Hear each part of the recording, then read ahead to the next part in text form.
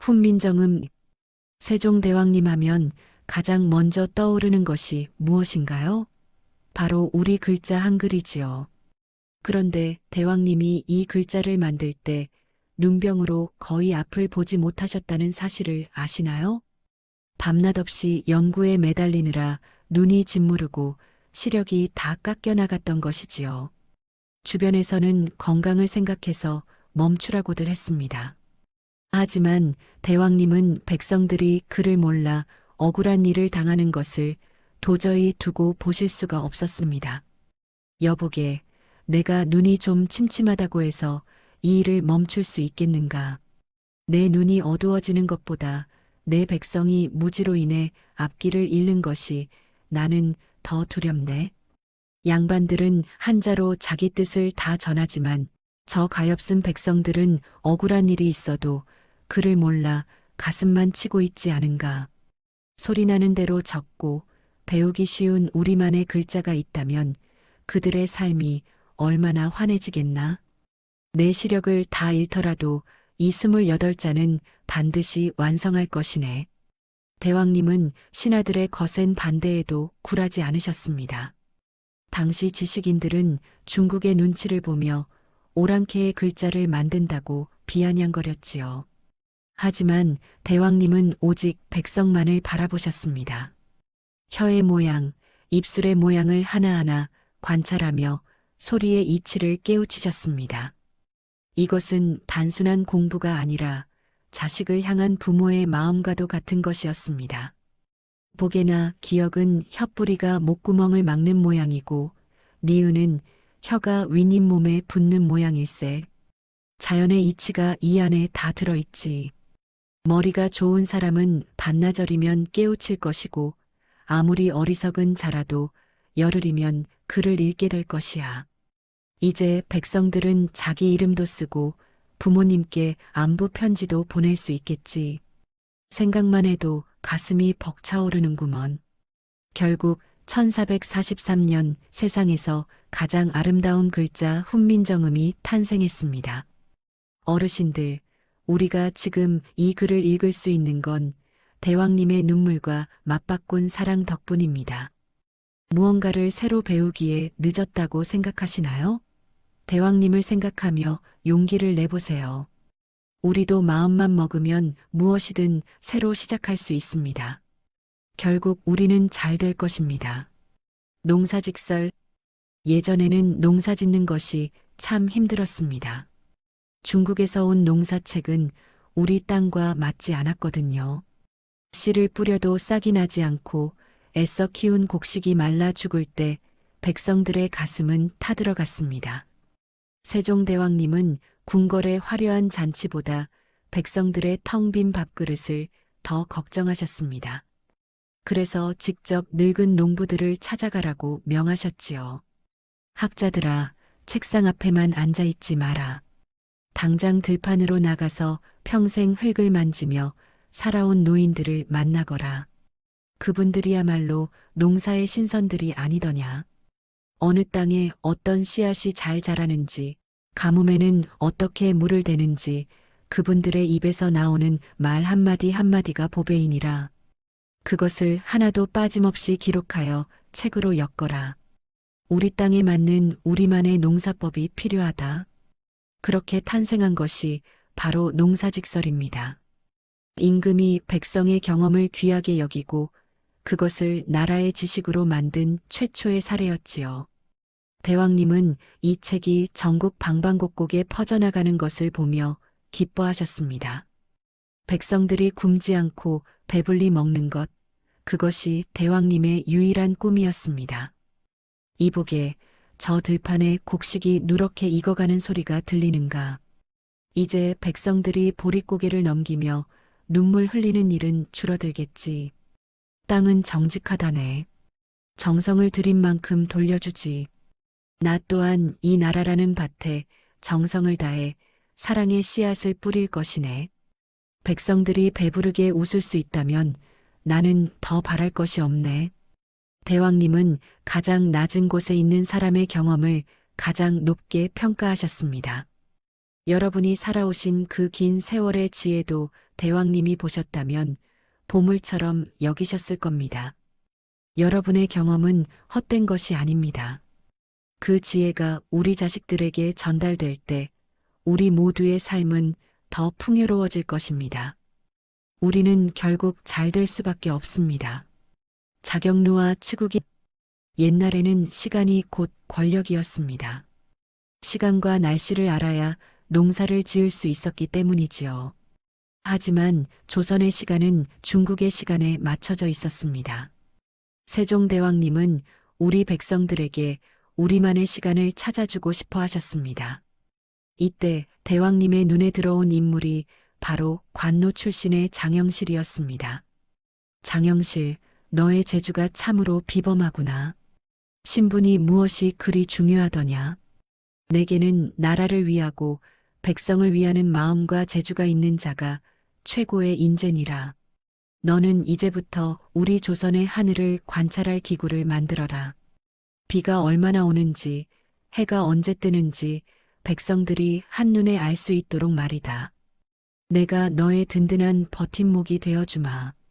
대왕님의 믿음 아래 장영실은 물시계인 자경루와 강우량을 재는 치구기를 발명했습니다. 이제 백성들은 종소리를 들으며 때맞춰 일어나 일터로 나갈 수 있게 되었고 가뭄과 홍수에 대비할 수 있게 되었습니다. 하늘의 원리를 과학으로 풀어내어 백성의 삶에 선물한 것이지요. 보아라, 저 물시계가 스스로 소리를 내며 시간을 알리는구나. 이제 백성들은 어둠 속에서도 길을 잃지 않고 자기의 시간을 가질 수 있게 되었네. 비의 양을 재는 치구기가 있으니 내년 농사도 미리 준비할 수 있겠지.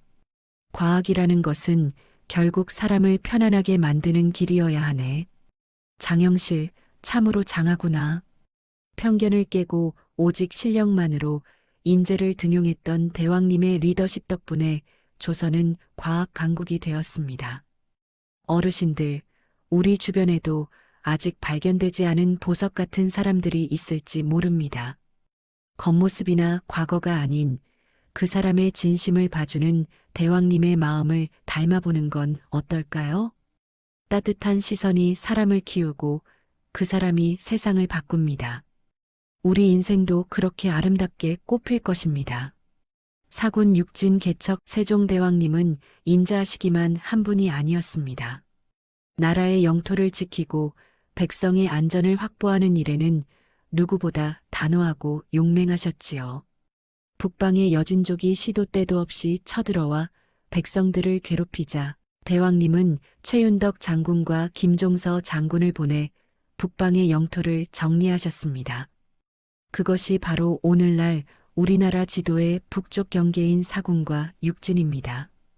우리 백성이 변방에서 외적의 칼날에 벌벌 떨고 있는데 내가 어찌 편히 잠을 자겠는가. 군사들을 정비하고 성벽을 튼튼히 쌓아라. 하지만 잊지 마라.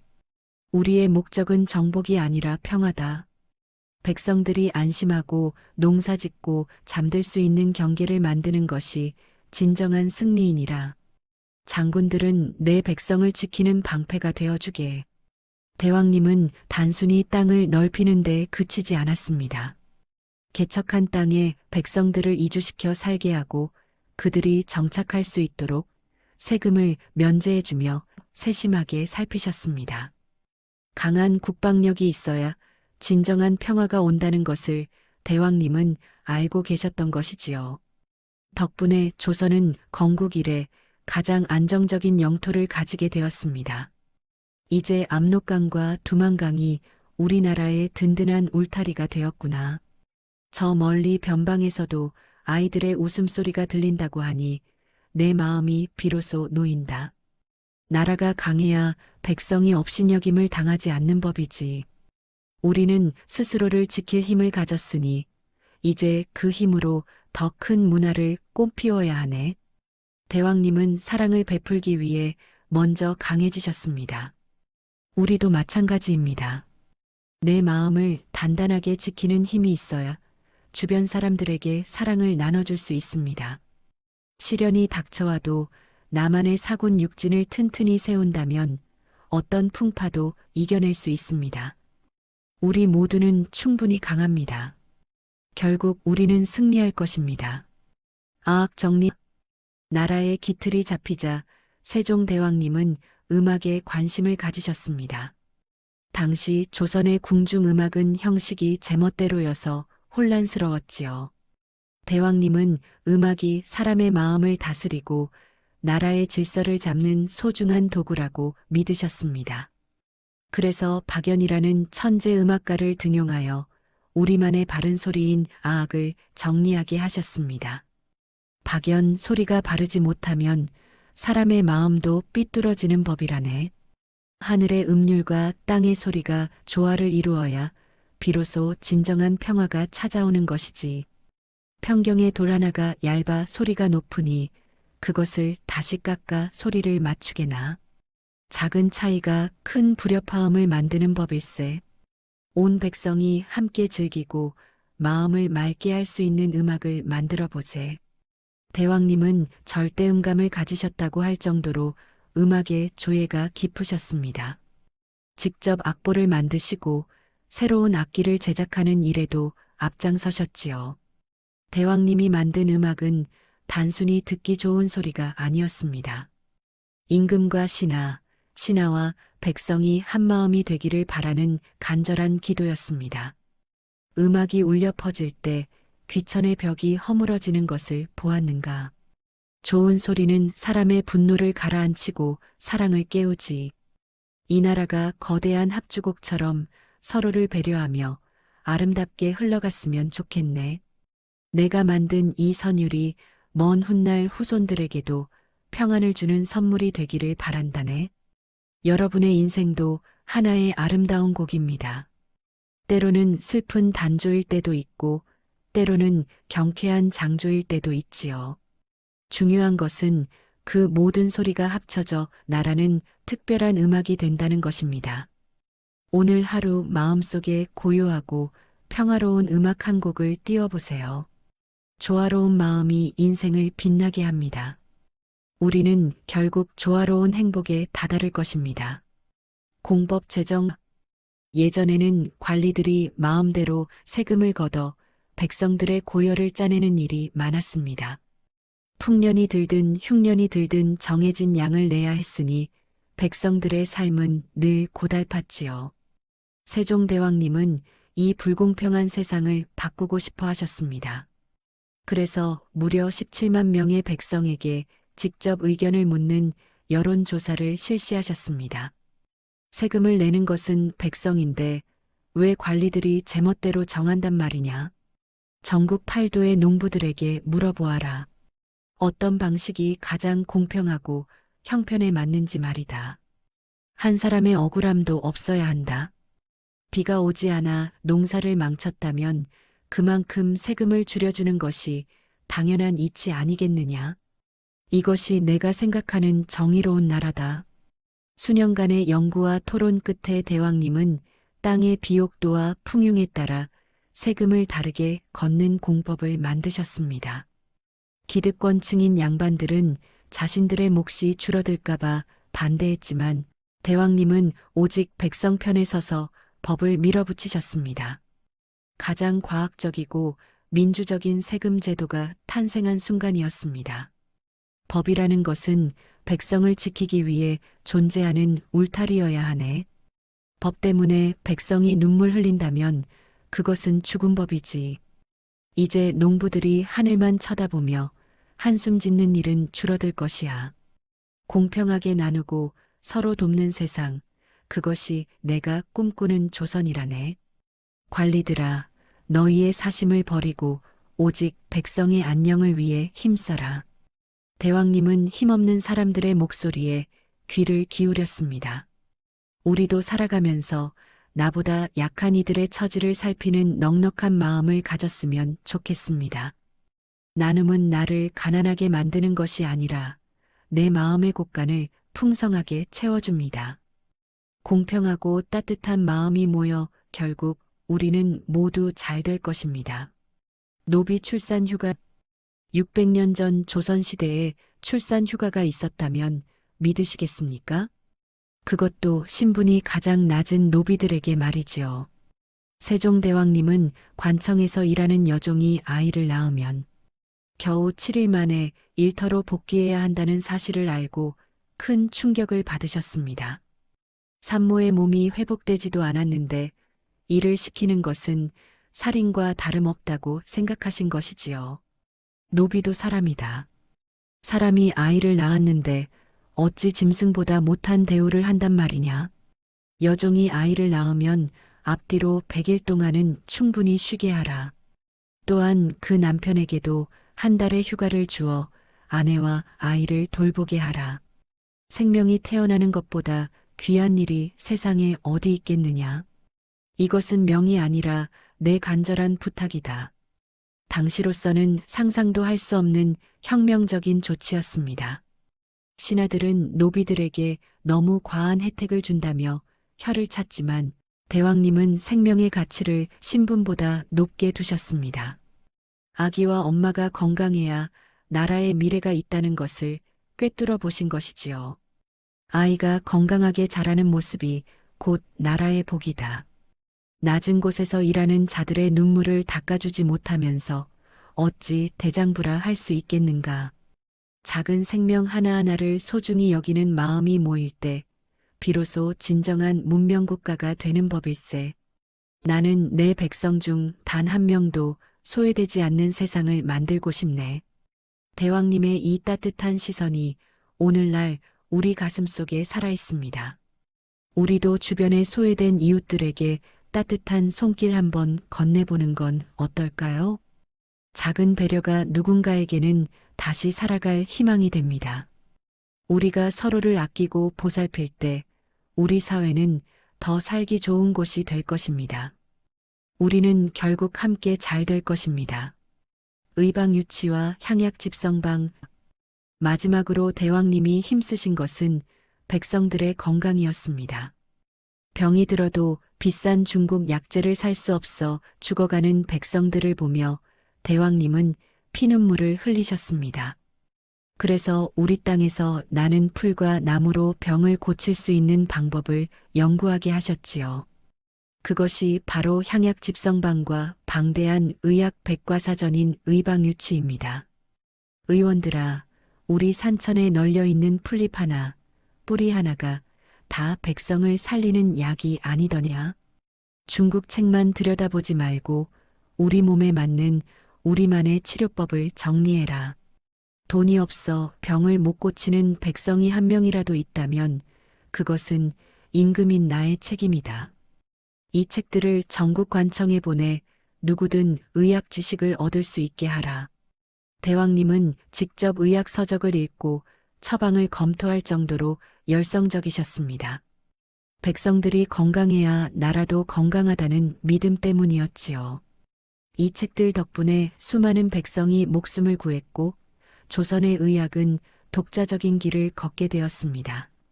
백성의 고통이 씻은 듯이 사라지는 것이 내 평생의 소원이라네. 몸이 아프면 마음도 약해지는 법이지. 이 책들이 백성들의 곁에서 든든한 주치의가 되어주길 바라네. 나 또한 비록 몸은 고단하나 백성들이 건강하게 일터로 나가는 모습을 보면 만병이 다 낫는 기분이구먼. 자, 이제 이 지식을 널리 퍼뜨리세. 대왕님은 마지막 순간까지 백성의 안녕만을 빌었습니다. 여러분, 건강이 최고라는 말 자주 하시지요? 대왕님도 같은 마음이셨습니다. 오늘 하루도 스스로의 몸을 아끼고 소중히 여겨주세요. 여러분의 건강한 웃음이 가족에게는 가장 큰 선물입니다. 대왕님의 사랑이 담긴 이 땅에서 우리는 건강하고 행복하게 살 권리가 있습니다. 우리는 결국 무탈하고 평안하게 잘 될 것입니다. 여러분, 세종대왕님의 8가지 기적 같은 이야기를 들어보니 어떠신가요? 대왕님은 완벽한 영웅이 아니라 우리처럼 아파하고 고민하며 오직 사랑으로 그 한계를 이겨내신 분이었습니다. 그 사랑이 오늘날 우리를 있게 했습니다. 포기하고 싶을 때, 내가 너무 초라해 보일 때 세종대왕님을 떠올려 보세요. 너는 소중한 내 백성이다. 너는 충분히 잘하고 있다고 어깨를 두드려 주실 것입니다. 대왕님의 지혜와 함께라면 우리의 남은 인생은 반드시 아름다운 열매를 맺을 것입니다. 여러분, 힘내세요. 우리는 결국 반드시 잘 될 것입니다. 들으시면서 어떤 감정이 드셨나요? 댓글로 공유해 주세요. 감사합니다.